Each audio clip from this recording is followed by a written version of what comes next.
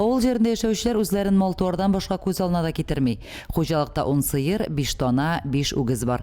10 бозау янына тагын яңалар өстәлергә тора. Розалия шәһәр кызы. Моннан 14 ел элек авылга килен булып төшә. Каладан Салага яшәргә кайтканна бер дә үкенми үзе. Авыл кешене инде малсыз яшәргә ни юк инде, аны шуңа күрә мал белән яшисең инде.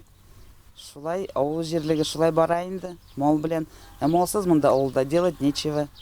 Бакча белән генә яшәп булмый, потому что бу тәр эштә юк. Фәрхетдиновлар дәүләттән 200 мең сум күләмендә субсидия алып, әлеге средстваларга малларга абзар кура төзегәннәр. Хуҗалыкта һәр малның кушаматы исеме бар. Мамонт, Белый, Шустрик, Ахламон, Астра һәм башкалар. Авыл кешесенең төп яшәү чыганагы ул мал-туар. Сыерсыз йорт, сыйсыз йорт дигәннәр бит. Сыерлардан сөтне аппарат белән савып алалар. Аны Фаиза кооперативына тапшыралар. 200 мең ярдәм алган ик, 200 сум мең авылда салырга бераз ярдәм булды инде. Шуның белән авылда салып 2 ел элек пай җирләрен рәсмиләштереп алганнар. 43 гектар җир биләмәсендә печән чәчелә.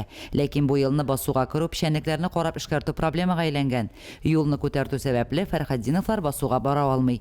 Бу мәсьәләдә ярдәм көтә алар. Хуҗалыкта үзләренең техникалары да җитәрлек. Узган көз өр-яңа МТЗ-80 тракторы сатып алганнар. Пресс-подборщик, печән чапкыч, сабаннары, азык ташырга кечкенә трактор арбасы, башка кирәкле җайланмалары да бар.